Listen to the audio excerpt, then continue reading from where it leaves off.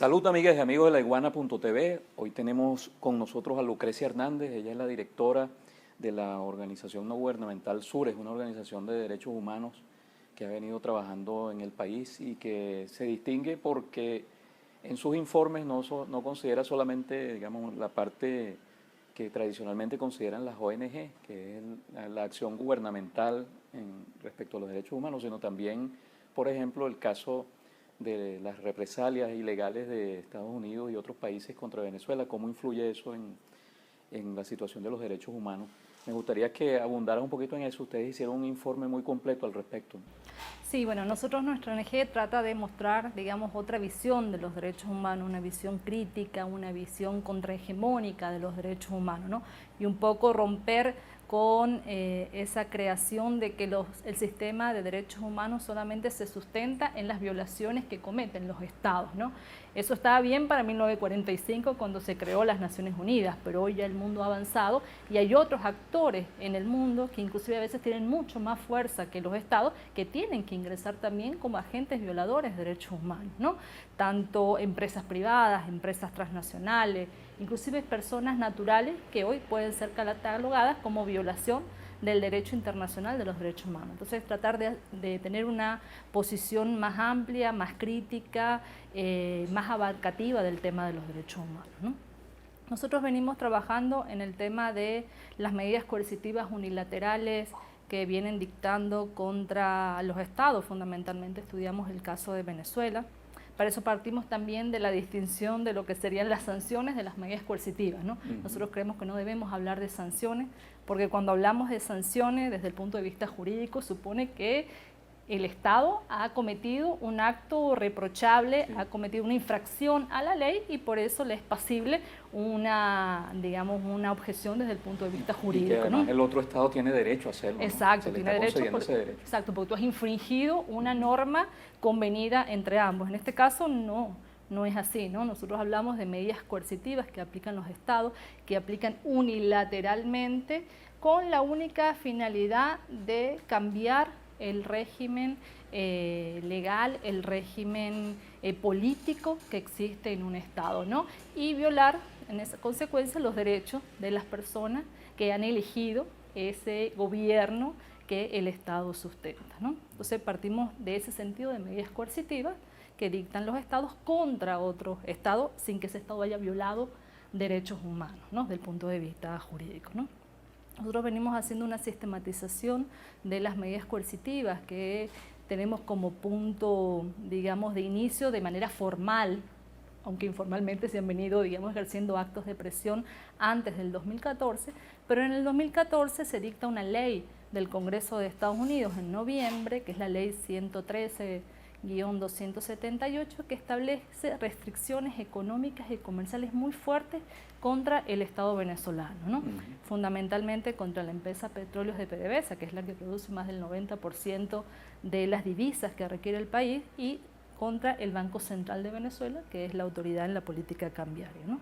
Se ha querido como tergiversar el tema de las sanciones diciendo que estaban aplicadas a funcionarios y altos funcionarios del Estado, por eso no afectaban al pueblo, ¿no? Pero si uno lee los textos de estas medidas coercitivas, se da cuenta que las sanciones están directamente relacionadas con la economía del Estado, amén de que también se imponen, digamos, sanciones a altos funcionarios, muchos de ellos que tienen cargos de elección popular. Es decir, desde ese punto de vista también podemos decir que se dificulta la participación de estos funcionarios electos democráticamente ante instancias internacionales, ¿no? Entonces también hay una violación. A partir de allí, al año siguiente, eso tenemos en el 2014, en el 2015 se dicta otra medida, esta ya no desde el punto de vista legal, sino la dicta el presidente a través de una orden ejecutiva, la famosa, el decreto Gama, ¿no? Que decreta a Venezuela como una amenaza inusual y extraordinaria contra la soberanía y la seguridad de Estados Unidos. ¿Sí? Ya vimos que a partir de allí se inicia toda una escalada y se pone ya el tema de la intervención como una posibilidad en la agenda de Estados Unidos contra el país. En el año 2016 no se pone o no se establece ninguna medida y en el 2017, 2018 y 2019 se han incrementado paulativamente estas medidas coercitivas. Si en el gobierno de Obama se dictaron 2 y en el gobierno de Trump hasta el día 22 de marzo, que fue la última, se dictaron 24 medidas coercitivas, solamente por parte de Estados Unidos. Se dio una escalada de violencia fuertemente a partir del año 2017. ¿Y esas medidas cómo afectan a los derechos humanos concretos de la población?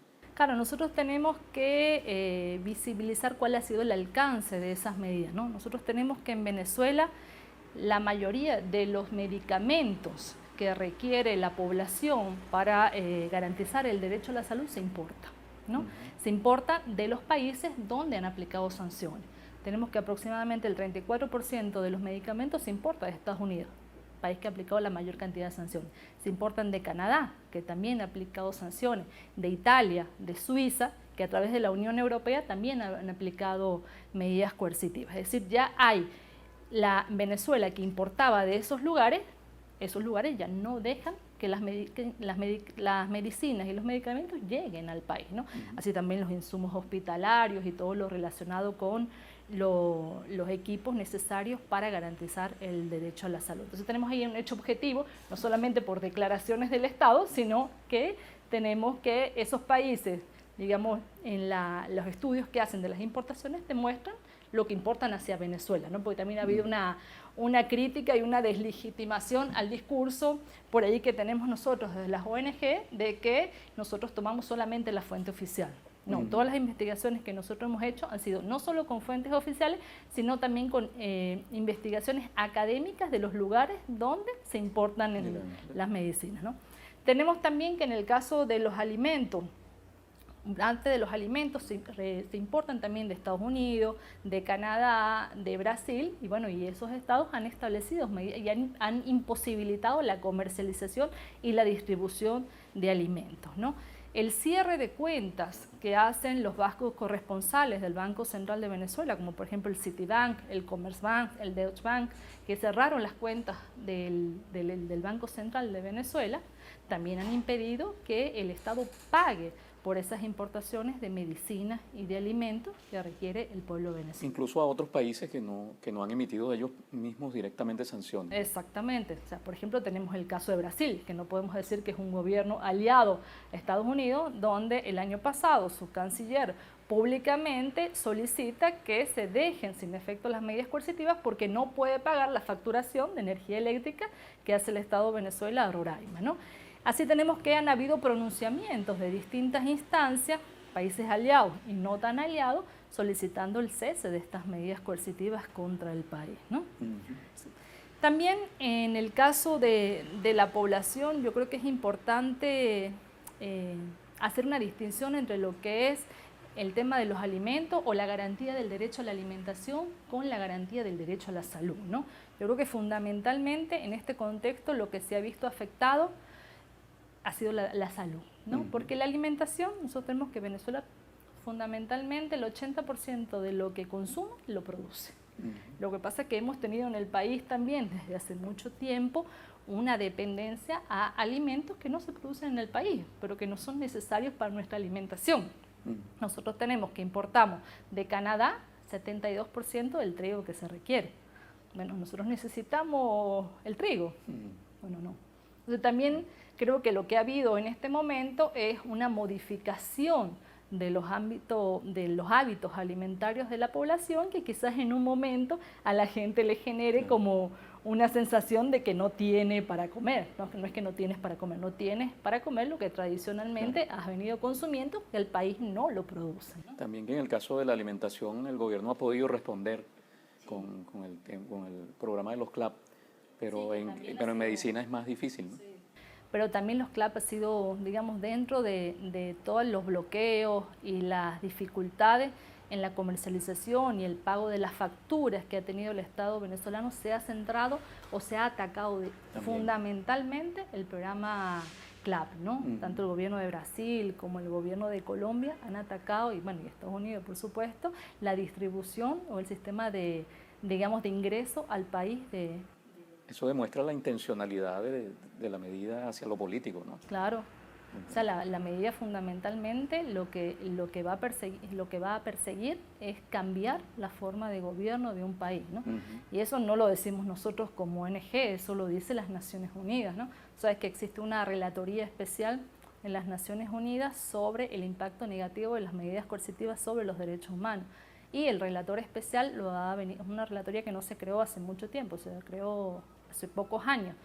Pero el relator ha venido diciendo cómo estas medidas coercitivas impactan fundamentalmente en las poblaciones que tienen mayor, digamos, grado de vulnerabilidad, las mujeres, los niños, y que el tema de la distribución de los alimentos, el tema del agua potable, debería, digamos, quedar fuera del tema de estas medidas coercitivas. Y también acaba de producirse, digamos, un éxito en el sentido diplomático en la reunión de Ginebra del Comité de Derechos Humanos, donde también de alguna forma se reconoció esto. Numerosos países del mundo reconocieron el peso que tienen estas medidas coercitivas en la situación llamada de crisis humanitaria de Venezuela, ¿no? Sí, sí. Ahorita, el último día del Consejo de Derechos Humanos, se aprobó una resolución que, por cierto, fue impulsada por Venezuela a través del grupo de países no alineados, en donde se solicita a todos los estados que dejen de aplicar las medidas coercitivas porque violen directamente los derechos humanos, ¿no? Que las controversias de los estados deben resolverse, digamos, por otras vías de diálogo, de negociación, pero no pueden ser a través de medidas coercitivas, ¿no? Entonces, esta resolución es un hito importante dentro del Consejo de Derechos Humanos y también empieza a sentar las bases para crear, digamos, una jurisprudencia y una doctrina dentro del sistema de Naciones Unidas para poder avanzar más allá de lo declarativo, de los principios, ¿no? Porque creo que la idea fundamental es sentar las bases jurídicas para tener, digamos, un instrumento que sea vinculante para los estados para poder denunciar a los estados que aplican las medidas coercitivas en el ámbito internacional. Lucrecia, un tema interesante que creo que tú podrías aportar allí es la situación de las ONG defensoras de derechos humanos en el mundo, ¿no? Hay muchas, incluso de carácter planetario, y en Venezuela hay muchísimas también, algunas de ellas dedicadas a aspectos específicos, los presos, etcétera, ¿no? Pero la mayor parte de estas organizaciones tienen posiciones muy sesgadas respecto al gobierno venezolano, y esto tiene que ver mucho con el financiamiento. ¿Cuál es la realidad de las llamadas ONG? Sí, yo creo que, bueno, nosotros, nuestra ONG, los miembros, nosotros muchos formamos parte de esas ONG en los años 90, ¿no? Y con la llegada del gobierno del presidente Chávez nos tuvimos que separar porque asumían posiciones netamente políticas de contravención al gobierno, ¿no? Y justamente por esta visión hegemónica que se tiene de los derechos humanos, ¿no? Y también porque empezaron a aceptar financiamientos que es muy difícil después ser neutral, ¿no? Si tú estás financiado por organizaciones internacionales que la financia el Departamento de Estado, es muy difícil después poder tener una opinión imparcial frente a estos temas, ¿no? Pero también hay muchas organizaciones en el mundo, como nosotras, como otras tantas organizaciones que reciben un financiamiento de organizaciones que tú puedes tener, digamos, una posición distinta o que te permiten tener un trabajo independiente, ¿no? En el caso nuestro, nosotros no somos financiados en realidad por nadie, más bien todos somos profesionales en nuestra área, trabajamos en nuestra área. Yo soy abogada y con mi trabajo más bien financio la organización, ¿no? Pero digamos que en Venezuela hoy tenemos organizaciones que más que de derechos humanos se han convertido en organizaciones políticas que trabajan el tema de los derechos humanos, pero organizaciones que se han desvinculado completamente de las bases, de hecho no representan a ninguna víctima de derechos humanos, sino representan a quien los está financiando, ¿no? Entonces es muy difícil en ese contexto tener una posición, digamos, independiente, una posición, digamos, de apoyo a las clases más desprotegidas en este momento, cuando tú tienes un financiamiento millonario por parte del gobierno de Estados Unidos, por parte del gobierno de Inglaterra, ¿no? Sí, exacto. Ahora también, fíjate, otro caso es el de los organismos internacionales, los que deberían ser todavía más neutrales, ¿no? Y que tienen posiciones también muy claras, porque se nota sobre todo en que hacen mucho énfasis en países como Venezuela o como Nicaragua o como Bolivia, pero no miran, parece que miran para otro lado ante graves violaciones que han ocurrido, por ejemplo, en el pasado en México o todo el tiempo en Colombia, ¿no? Entonces, estas organizaciones también están, parece, digamos, cooptadas por el poder hegemónico. Sí, yo creo que también hay como dos cosas allí. Uno tiene que ver con la configuración, con las estructuras de esas mismas organizaciones que son poco democráticas, ¿no?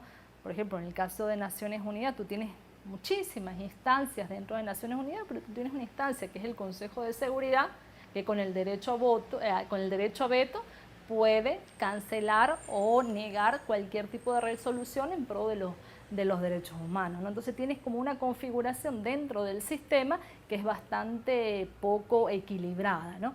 Eso es como una cosa dentro del sistema, ¿no? Y también con lo que te decía, con esa configuración de que solamente el Estado es violador y tú tienes empresas transnacionales que hoy están cometiendo atrocidades en el mundo y violando de manera masiva y sistemática los derechos humanos, pero avanza muy lentamente dentro del sistema el tema de las empresas transnacionales. Y después tenemos un problema fundamental dentro de estas organizaciones, de las Naciones Unidas y de la OEA, que el 80% de su presupuesto viene de Estados Unidos.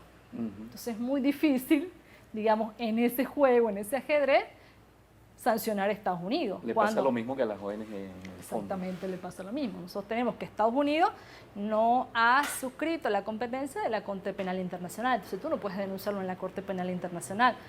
Estados Unidos se retiró de la Corte Internacional de Justicia cuando se hizo una sentencia que iba en contra de Estados Unidos por financiar a la contra en Nicaragua. Y decidieron, no, a partir de ahí entonces me voy de la Corte Penal. Incluso Trump está pensando sancionar también, aplicarle sanciones a algunos jueces. Algunos jueces. Tenemos que Estados Unidos no suscribió los pactos más importantes de derechos humanos.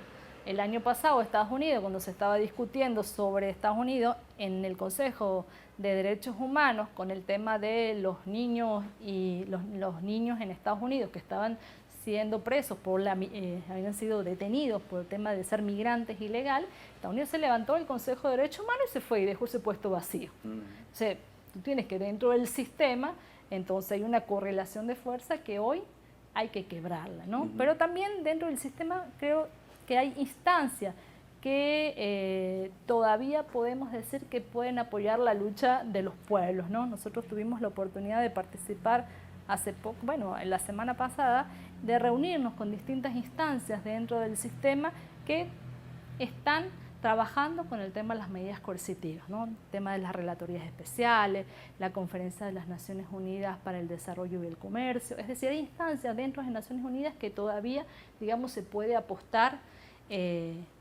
para lograr hacer un equilibrio o un sobrepeso, sobrepesar el peso de Estados Unidos dentro del sistema, ¿no? Ya para ir concluyendo, Lucrecia, y para ser justo, la ONG como Sures también supervisa la parte, digamos, más tradicional de los derechos humanos, es decir, esa parte de la que cometen los estados. ¿Cuál dirías tú que en este momento es la situación más grave en el caso venezolano de las violaciones cometidas por las organizaciones estatales? Por los estados, dices tú, Estado, sí. por el Estado venezolano. Sí. Yo creo que hoy creo que hay que diferenciar fundamentalmente lo que son las violaciones a los derechos humanos que todos los estados la cometen, inclusive el Estado venezolano. Nosotros como ONG no podemos decir que el Estado venezolano no cometa violaciones a derechos humanos, ¿no? Por ejemplo, han habido abusos policiales, desviaciones policiales en los casos de violencia política, pero creo que hay que distinguir, Claudio Osvaldo, lo que es la violación específica del derecho humano con la violación sistemática del derecho humano. Y eso marca la diferencia entre los estados protectores de derechos humanos y los estados violadores de derechos humanos. Creo que el Estado venezolano, bueno, tiene que mejorar quizás y seguir fortaleciendo la labor de los cuerpos policiales, de los cuerpos de seguridad del Estado, por ejemplo, en el control de manifestaciones pacíficas, las pacíficas, ¿no? Pero tenemos que distinguir de que no es un Estado violador sistemático de derechos humanos porque ha tenido una cantidad de políticas públicas destinadas a la protección de derechos y porque desde el seguimiento que nosotros hacemos, los casos, por ejemplo, de abusos policiales tienen causas y a investigaciones abiertas y muchos ya están sancionados y esos funcionarios están ya privados de libertad. Hay un aspecto en ese campo digamos, de lo que puede atribuirse al Estado, ya sea por acción directa o por omisión, que es el caso de los líderes campesinos, de los líderes sindicales que han sido asesinados o que han sido perseguidos en los últimos años, también algunos indígenas. Hablamos mucho de lo de Colombia, pero también en Venezuela ocurren estos casos. ¿Ustedes han trabajado esa temática? Nosotros estamos, digamos, en una red de organizaciones de derechos humanos y trabajamos justamente con una organización que se dedica a la lucha contra el sicariato campesino, ¿no? Que tiene documentados hasta el día de la fecha, desde la aprobación de la Ley de Tierra, más de 312 casos de líderes campesinos que han sido asesinados, ¿no? ¿Qué es lo que vemos en esos casos? Si bien hay una respuesta del Estado de protección, digamos, a los familiares de la víctima, donde hay mayores dificultades o ha sido en el caso del esclarecimiento de los casos y la búsqueda de la verdad, y que hay que luchar contra la impunidad, ¿no? Yo creo que hay que fortalecer hoy el sistema de justicia, hay que nombrar más fiscales, hay que especializar a los fiscales y a los jueces, porque en la medida que el sistema de justicia esté abarrotado y con la lentitud que funciona, vamos a tener una denegación de justicia que no la vamos a poder revertir. Entonces, mi apuesta es al fortalecimiento del sistema de justicia, porque justamente tenemos graves debilidades con la impunidad de los casos de sicariato campesino o en el caso de los líderes también de los pueblos indígenas que han sido asesinados. Bueno, le damos las gracias entonces a Lucrecia Hernández, la directora de la Organización No Gubernamental de Derechos Humanos, SURES, por haber estado con nosotros. También a nuestro equipo técnico, integrado hoy por Yusbeli Jiménez, Mirelvis Gutiérrez y Emilio Laperuta. Y a ustedes, amigas y amigos de la Iguana.tv, será hasta la próxima vez.